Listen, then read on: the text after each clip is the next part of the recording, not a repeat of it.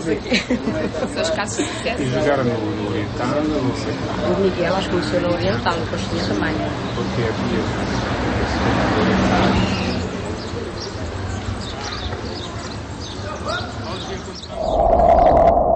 Aliam o Evangelho à caridade e tornam Santo António presente na cidade.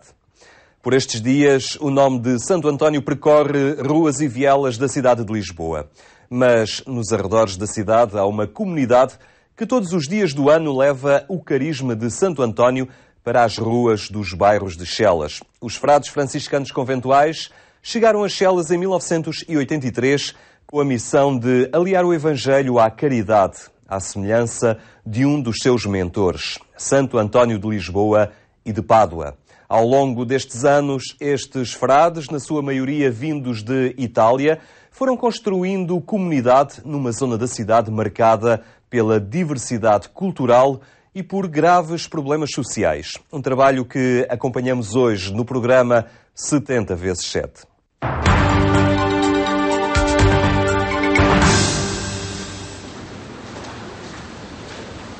É um convento peculiar. Os frades que aqui habitam dizem que é um convento na vertical.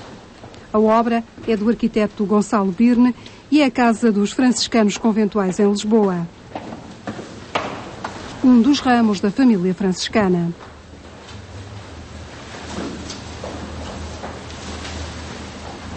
Oremos.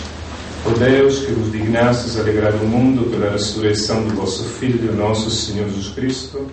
O dia começa com a oração. A comunidade é constituída por 5 frades. Hoje recebe um convidado, o irmão Severino, que veio da comunidade de Coimbra, a mais antiga em Portugal. Como a noite fugindo ao dia que amanhece, fugiu vencida da morte e a vida resplandece. São Francisco de Assis e Santo António de Lisboa, mas também de Pádua, são os grandes pilares desta ordem religiosa. Francisco e António foram duas figuras marcantes da mesma época, um filho do outro. Mas é verdade que também António deu um grande contributo ao desenvolvimento da vida franciscana na sua época, logo a seguir a morte de São Francisco. Fazer que a nossa atividade possa hoje contribuir para a edificação de um mundo melhor. E nos conduza também ao vosso reino eterno. A vida que nos caracteriza é seguir Cristo Jesus, viver o Evangelho num estilo de vida simples, pobres e fraterno. Abençoe-nos Deus Todo-Poderoso, que é Pai, Filho e Espírito Santo. Amém. Bendigamos ao Senhor. Graças a Deus.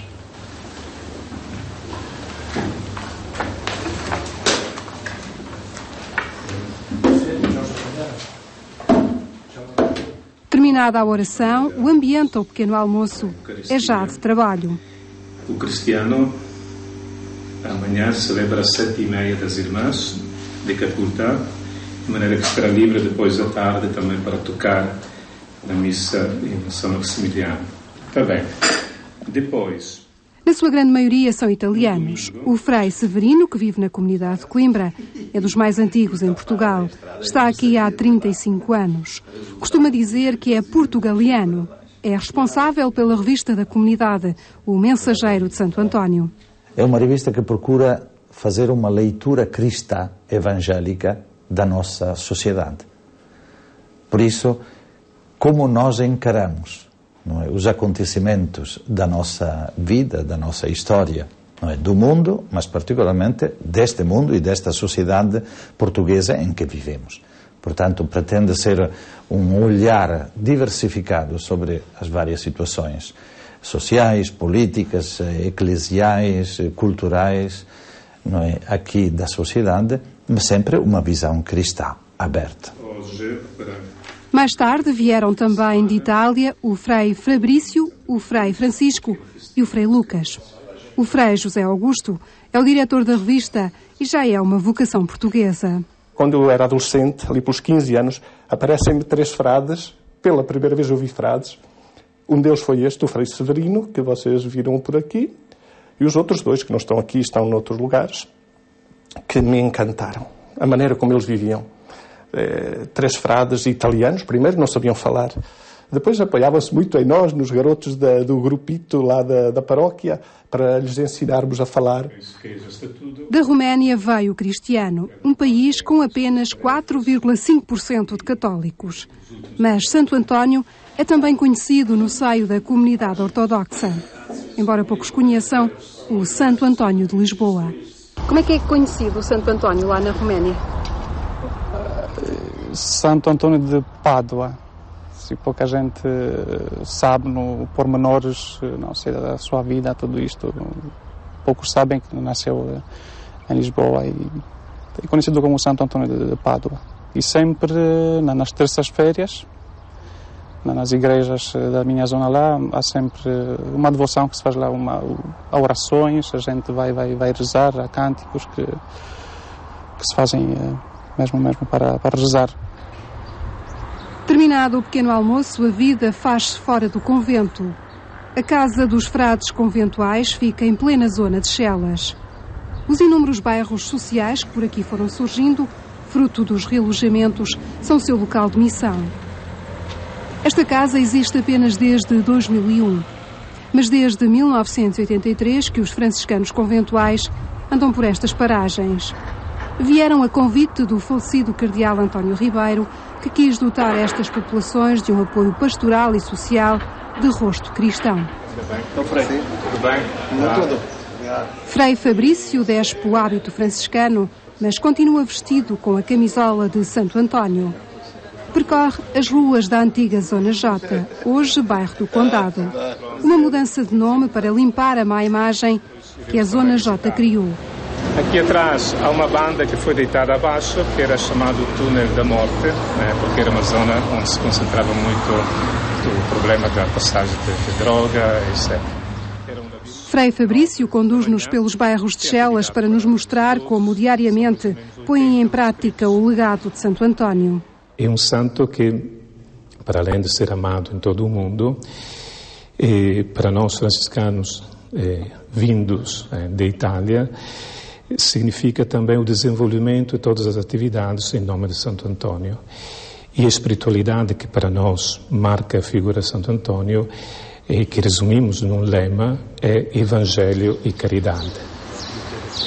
Nos bairros de Chelas que foram crescendo à volta da antiga Marvila, os frades conventuais foram aliando o Evangelho à caridade.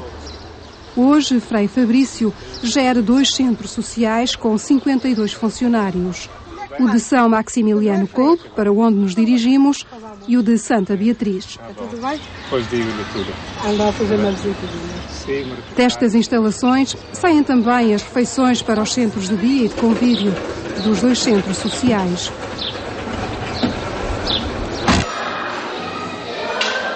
Bom dia, Cláudia. Tudo bem? Está tudo bem? Esta é a casa dos mais novos. Creche, jardim de infância e ATL. Dá apoio a 132 crianças vindas dos bairros próximos. Boa tarde. O que é comida hoje? Tá boa? É o arroz? É empadão. Empadão. Muito bem.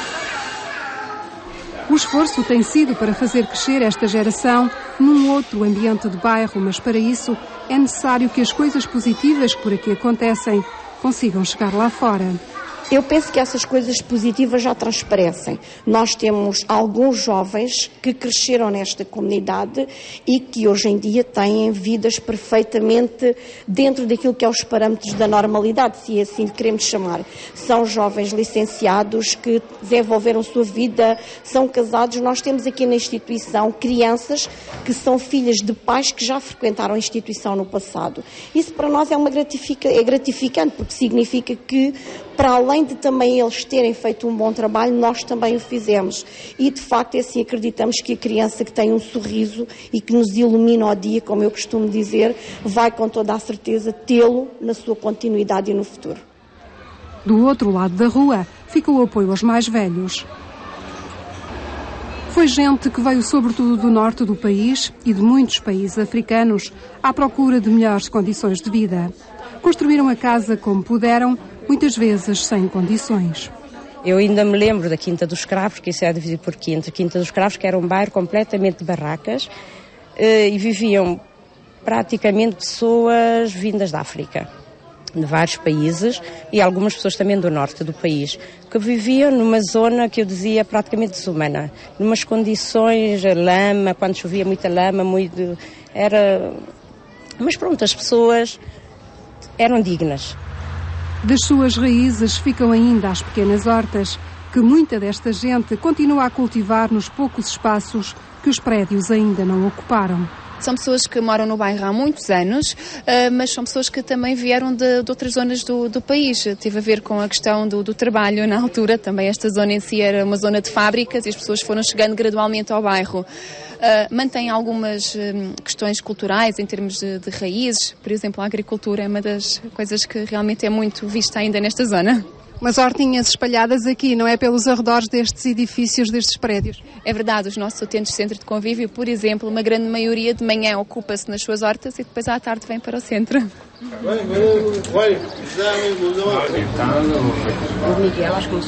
Emília Vaz é uma filha destes bairros. Veio de Cabo Verde em 1981 com pouco mais de 15 anos. Viu chegar os primeiros frades franciscanos conventuais. Para esta habitante e animadora sociocultural do centro de dia, a chegada dos frades foi o elemento mais importante da mudança. Eu acho que antes da mudança para prédios e situações, condições melhores, foi uma mudança de dentro, espiritual, com a chegada dos frades. Eu acho que isso temos que dizer, porque quando chegaram os frades, eu me lembro, os primeiros passavam de porta a porta, visitavam as pessoas. E então isso começou a trazer as pessoas, porque as pessoas sentiram-se amadas, queridas, porque estavam um bocadinho num cantinho. Mas com a chegada dos freios foi uma coisa. E a partir daí foi só crescer até hoje. Eu acho que esse é mesmo um fruto, não é porque está aqui o Frei Fabrício, mas valeu. Ao todo são 7 bairros e fazem parte da freguesia de Marvila. O trabalho dos primeiros frades é agora continuado por esta comunidade que quase todos vão conhecendo e reconhecendo. O Frei Eliseu, o Frei Alberto, o Frei Paulinho foram os primeiros frades que chegaram e que jogavam a bola com as pessoas na rua, com as crianças, iam buscar as crianças que viviam na rua. Eu se calhar vou dar aqui um exemplo. Eu me lembro do Miguel, o jogador da seleção, que andava às cavalitas do Frei Paulinho, que jogavam a bola ali. Eu acho que são frutos desta comunidade que, se não tivesse essa mão forte dos frades, e claro, dos frades de uma comunidade, mas os frades foram o grande motor, o grande pulmão disto tudo, ainda hoje. Eu acho que eu sou uma felizarda de encontrar esses frades, encontrar essas pessoas. Eu vi tanta mudança neste bairro, mudança de pessoas, as pessoas mudaram, cresceram e sentem-se amadas, são protegidas e isso é muito bom. Do Centro Social e Paroquial de São Maximiliano Kolbe, um pulo até ao Centro Social e Cultural de Santa Beatriz. Aqui o Centro de Convívio é um apoio para muitos idosos que, por algumas horas, deixam a solidão dos apartamentos, à qual é difícil habituarem-se. Estes centros funcionam exatamente como um local, não é, de acolhimento para quem está sozinho, porque a nossa sociedade é uma sociedade em que as famílias trabalham, não é? A sua grande maioria, apesar do desemprego, disto tudo que se fala hoje em dia, portanto, as famílias estão ocupadas, trabalham, os netos estão a estudar, portanto, estes idosos encontram-se sozinhos diariamente. E, como tal, estas instituições, tendo estes serviços à disponibilidade deles, portanto, é uma mais-valia para as famílias, não só para os idosos, para os próprios, como para as famílias. Vá! Tem que adivinhar o que é, pode comer! É bom! Laranja. Nós aqui podemos nos considerar como fôssemos uma família para eles, porque eles vêm-nos a nós não como funcionários, mas sim como alguém que sabem que podem contar connosco.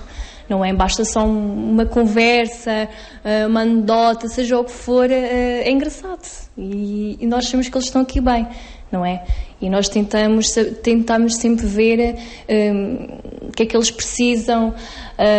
Já conseguimos conhecer cada um, já sabemos quando eles estão tristes, quando estão alegres. Então tentamos resolver e dar carinho, não é? Isso é o mais importante. O trabalho social foi crescendo à sombra de um importante trabalho de evangelização. Frei Fabrício chegou em 1994. Os espaços de celebração eram as caves dos prédios, como esta, na Zona J. Hoje alberga os serviços administrativos do Centro Social, mas também a cantina da Escola número 9 dos Loios serviu para fazer comunidade. Todos os fins de semana era preciso tirar as mesas, preparar no sábado para a catequese, depois a missa no sábado à tarde e domingo de manhã. Portanto, era todo um trabalho que também serviu a criar comunidade para as pessoas, porque as pessoas eram envolvidas a preparar o espaço, depois a ajudar os freis a abrir os vários lugares onde era dada a catequese. Pouco a pouco construíram-se as igrejas. A de São Maximiliano Kolbe foi a primeira a ser inaugurada em 1993. Por aqui fazem-se os preparativos para as festas populares que por estes dias saem à rua. O Frei Lucas é também um estrangeiro neste bairro, tal como os seus habitantes. Acredita que o mais importante é fazer comunidade. Penso que o primeiro desafio que nós enfrentamos no nosso dia a dia é construir comunidade entre nós frades, ser uma fraternidade entre nós. E o segundo é dentro da própria paróquia, ela própria ser um sinal dentro deste meio, destes bairros, um sinal de comunhão, de fraternidade. E penso que perante bairros tão grandes, se calhar o que vale mais são os sinais que nós colocamos, mais que propriamente convencer os outros a serem diferentes. Vivermos, não é? Com simplicidade, com alegria, aquilo que o Senhor nos dá de viver, não é?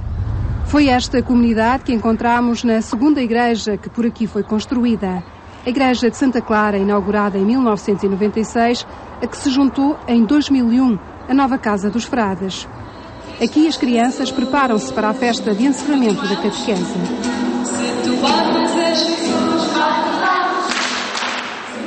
Não tem sido fácil trazer os jovens para a igreja. A sociedade secularizada não ajuda e a vida destes bairros ainda dificulta mais o processo. 10 anos atrás havia um estilo de ser cristãos. Agora já está a mudar, mas está a mudar infelizmente para, não digo para menos, mas para uma sociedade mais laicista. Portanto, os valores cristãos ficam um pouco marginalizados. Aquilo que é mais importante são os valores sociais. Agora, vamos dar início a um pequeno espetáculo onde... De qualquer forma, estes frades tentam juntar a educação, a formação e a promoção humana e espiritual. Criaram comunidades, foram angariando leigos para ajudar no trabalho pastoral. O agrupamento de escuteiros é disso exemplo.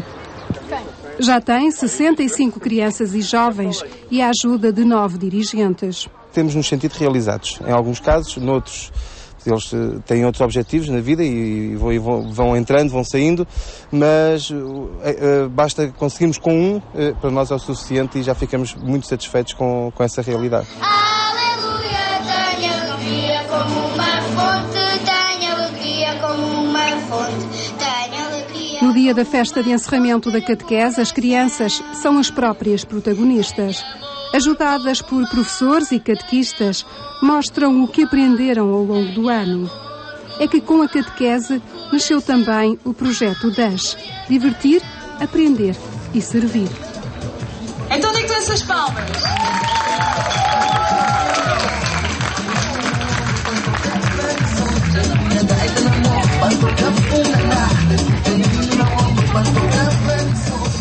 Criámos uma espécie de ATL, onde as crianças desenvolvem algumas artes.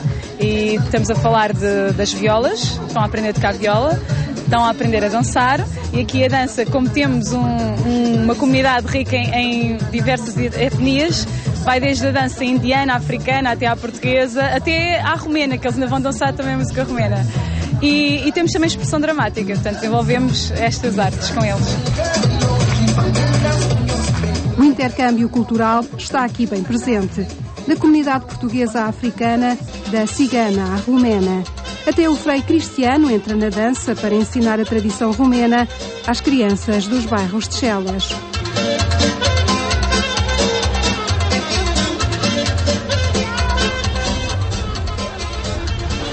São também estas as crianças que estão a fazer comunidade. Ao sábado à tarde, a igreja de Santa Beatriz, a mais recente, que data de 2005, enche-se de paroquianos. As crianças animam a liturgia.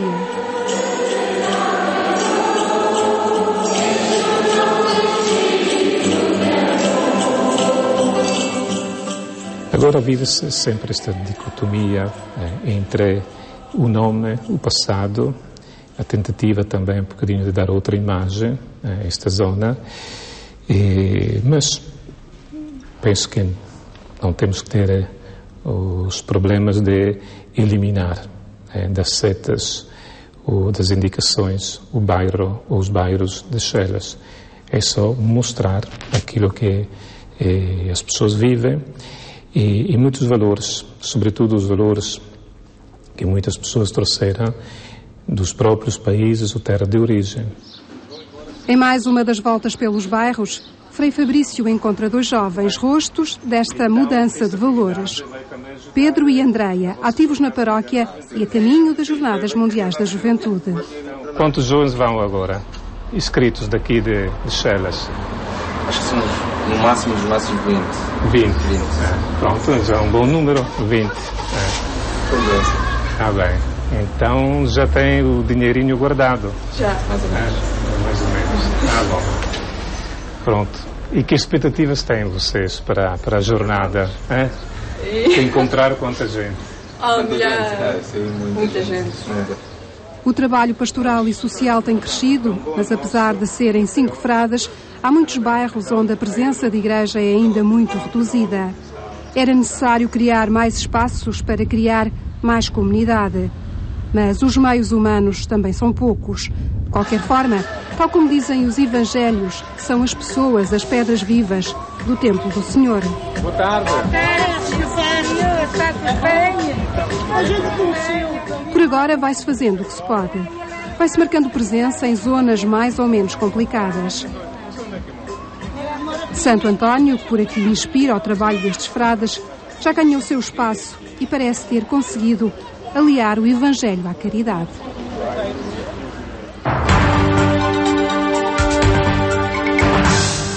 A ação solidária dos frades franciscanos conventuais numa das zonas mais carenciadas de Lisboa. E o espaço é agora para a nossa rubrica Por Ser Domingo.